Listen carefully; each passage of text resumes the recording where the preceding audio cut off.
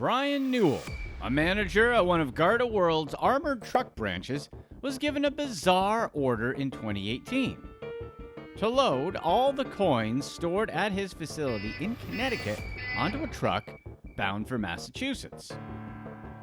Auditors from Bank of America were taking a trip to GardaWorld's Massachusetts location to count money that Garda was being paid to protect, and some of it was missing. Garda is well known for their armored trucks that move money from place to place, but they are also in the business of storing and protecting money in vaults for U.S. banks. After about 8 years of operation, Garda became an industry leader, holding money for some of the largest banks in the world. Garda's U.S. operations doesn't publish a client list, but it has been determined that they have held money for J.P. Morgan Chase, Bank of America, Wells Fargo, PNC Bank, and TD Bank. The company also stores money for the Federal Reserve. Garda is a Canada-based company, but has grown far into the U.S. and beyond. They consistently post strong operating margins that have allowed it to attract investors and grow rapidly. In just 15 years, Garda has increased its annual revenue from under $200 million to $2.7 billion. As Garda skyrocketed into the industry, a Tampa Bay Times investigation uncovered deception at the core of Garda, deep within their vaults. The investigation found that Garda's vaults had lost millions of dollars and concealed the missing money from the banks that hired them. It was found that some of the vaults even lacked basic safeguards, which gave way to unsolved thefts and an overall chaotic atmosphere. Brian Newell's Garda branch in Connecticut was a small location, only holding some $20,000 belonging to Bank of America and 2 other banks, and he sent every single coin of that $20,000 to Massachusetts. After the coins had arrived in Massachusetts, Newell learned that it hadn't been enough. There was a major money shortage at the Massachusetts branch, even after several other New England branches had also sent money. Garda sends banks a daily accounting of their balance in each vault, so any discrepancy should have been reported long before high levels of money vanished. However, company documents from 2014 revealed that Garda executives were well aware of the missing money. The 2014 document estimated roughly $9 million were missing, and we can assume Garda's response wasn't urgent, as the case continued to build up until 2018. In 2015, email records show that Garda employees discussed how to keep TD Bank from discovering that a single Garda branch was missing $924,000 of the bank's money. With employees being fully aware that money was magically vanishing, honesty wasn't at the forefront of the company's values. In 2017 and 2018, employees at a St. Louis Garda branch hurriedly stalled bank auditors in a conference room while workers rushed to move boxes of quarters and dimes, each containing hundreds of dollars from one bank's account to another. The auditors were then presented with the number of coins they expected, but they were actually looking at another bank's funds. Newell said that Garda employees would have bamboozled the auditors since they had no clue where the correct money was. Newell was eventually terminated from his position as manager at the Stratford branch in 2019 after complaining about safety problems. Newell's termination goes to show how severe the deception was at Garda, but Garda remained unwilling to admit fault. The company claims that any discrepancies detected were quickly investigated, reported, and resolved, and that inventory reconciliation is a normal part of business for a cash vault operation. Despite Garda's clear mismatching between words and actions, they have become a global private security powerhouse, taking on important roles that extend outside the U.S. currency system. The company has branched into other divisions, providing college campus securities and carrying out sensitive defense contracts, such as protecting the U.S. Embassy in Afghanistan. With money protection and holding comes the well-known Garda armored truck empire. This aspect of the company is operated out of Boca Raton, Florida, shuttling money between businesses and Garda vaults across the state of Florida. But as with other branches of Garda, there are indications that the company's rapid growth came at the expense of basic safeguards that are the norm at other companies. In March, it was revealed that the armored truck business was taking shortcuts on truck maintenance and training. Trucks lacked reliable brake systems, seatbelts, or even seats. streets. Hundreds of people have been injured in Garda truck crashes, and at least 19 have been killed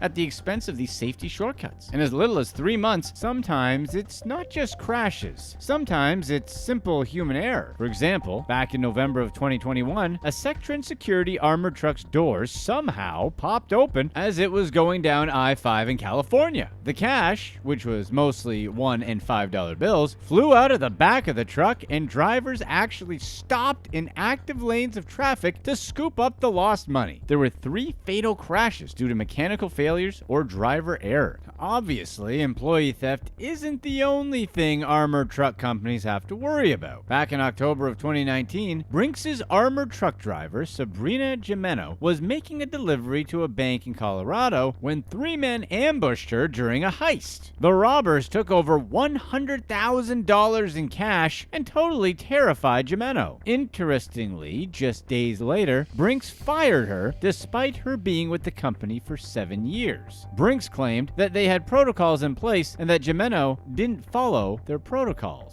Joseph James, vice president of finance at Garda's U.S. branch from 2013 to 2015, confirmed 2 employees' statements that said the company attempted to conceal both the fallout of its safety problems as well as the issues in the vaults. The employees also stated that they were told to manipulate financial records to minimize the potential costs of the armored truck wrecks and increase the company's value. James said that many of Garda's practices made him highly uncomfortable, and that Garda's approach to handling money created problems big enough to undermine the premise of the business. In December 2013, Garda struck a deal with Bank of America that helped it jump to the top of the vault industry. Bank of America signed a 12-year deal agreeing to outsource many of its vaults to Garda, selling about 32 buildings and essentially loaning 1,000 employees to Garda's vault operation. Both Garda and Bank of America celebrated the deal, with Garda instantly doubling its vault business and Bank of America reducing overhead costs. But as Garda publicly announced their successes, executives in charge of expansion were discovering millions of dollars had gone missing, and the company had no idea where the money had run off to. Shelley Crandall had been hired to oversee Garda's vault several months before the Bank of America deal was finalized, and she later began to uncover that multiple locations were missing money. Patrick Prince, the chief financial officer for Garda's operations across the world and second in command to Garda's founder and CEO, gave Crandall the approval to investigate. After about 9 months of Crandall's investigations, she found that roughly $9 million was missing across Garda's vaults. Some losses had existed for more than 2 years, insinuating a complete lack of care on the company's part. Crandall created an official document detailing the extent of the losses, asking for the employees responsible to be held accountable, and urging the company to replace the money. The document's requests for actions were largely ignored by Garda, and vault managers continued to deceive auditors by showing the money for a specific account that actually belonged to another bank. Meanwhile, theft continued to occur in Garda's vaults. Footage from vault security cameras were of such poor quality that it looked like the lenses were covered in frost. To make matters worse, the Garda checks on vaults were so disorganized and infrequent that they often didn't realize money had gone missing until a client pointed it out. In another instance, Garda lost $76,000 during a delivery in Springfield, Massachusetts. The company was seemingly aware that the money had disappeared, but they didn't investigate until a month later. They accused 2 employees of stealing the money, but the video footage they presented to the courts were so poor that they were unable to prove anything. A judge dismissed all charges against the employees. In the same Springfield, Massachusetts branch, theft was a major issue. One employee was accused of stealing money that she had stuffed in her bra and shoes. Another slowly racked up $30,000 of loot over a 3-month period, taking it little by little. A third employee admitted that he was left alone with open bags of money, that the temptation was too strong, and he stole somewhere around $71,900. Even more than having dishonest employees, Garda as a company was sloppy. They didn't run routine checks or have security measures in place to prevent theft from occurring. In fact, 3 money bags containing a whopping $390,000 vanished off a Garda armored truck in 2013. Garda couldn't figure out where the money went until an ex-employee began spending lavishly in Las Vegas and turned up at the bank with a shoebox stuffed full of cash. The ex-employee was ultimately convicted of money laundering and the transportation of stolen money in connection with the crime. Federal prosecutors were unable to charge the employee with actually stealing the cash, in part due to the lack of visual evidence as there was no camera coverage. At the trial, a former Garda employee testified that Garda truck doors could be popped open with a broom handle, a trick many employees caught onto, and the trucks were often left unattended. Sometimes it's not just crashes. Sometimes it's simple human error. For example, back in November of 2021, a Sectron Security armored truck's doors somehow popped open as it was going down I-5 in California. The cash, which was mostly $1 and $5 bills, flew out of the back of the truck, and drivers actually stopped in active lanes of traffic to scoop up the lost money. To the surprise of many, Garda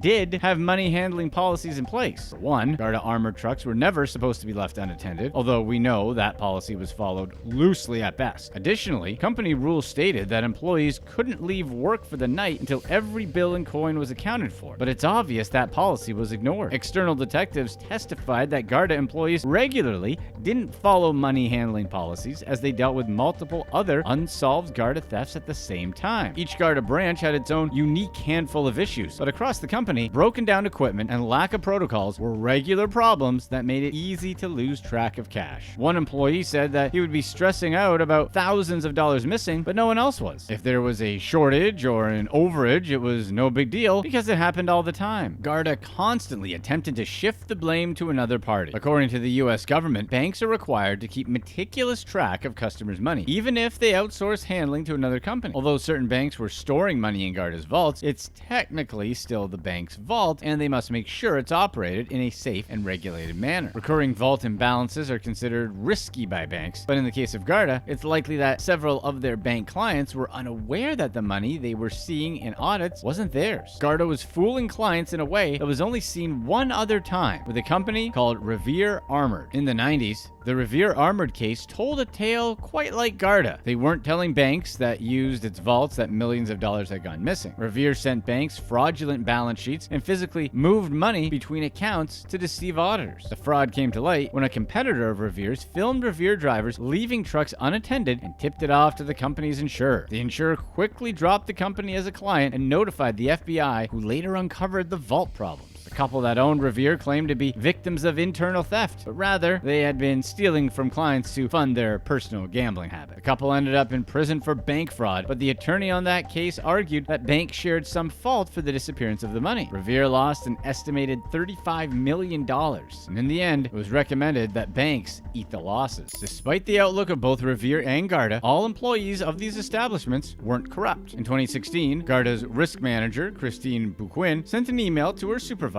detailing extensive safety problems at the company. Buquin also accused the company of misrepresenting Garda's financial condition. Garda set aside money to pay legal claims related to crashes and workers' compensation, but they had been manipulating these numbers to attain a better financial outlook. Buquin herself had been directed to manipulate the reserves to achieve whatever goal Garda had at the time. For instance, Buquin was instructed to increase the amount in reserves to make the company look worse just before Garda's owner, Stephen Chrétien, bought back the company's stock to take Garda private. She later was instructed to lower estimates in reserves to improve Garda's financial picture by millions. The day after Buquin sent the email to her supervisor, she was laid off. The company claimed that Buquin had a grudge against GardaWorld and even sued to have company documents returned. Since Garda's allegations against Buquin, she has become an outspoken critic of the company. Buquin revealed that she was given specific numbers to hit in order to keep reserves as low as possible, for as long as possible. Even with the wonky reserves that were constantly ordered to shift from high to low, the actual funds and reserves weren't sufficient to cover the severity of the incidents that occurred at Garda. A 2013 crash in Los Angeles left an aspiring nurse and Garda driver with permanent brain damage. Garda valued the case at $234,000, but the risk department believed it would cost between $2 million to $3 million.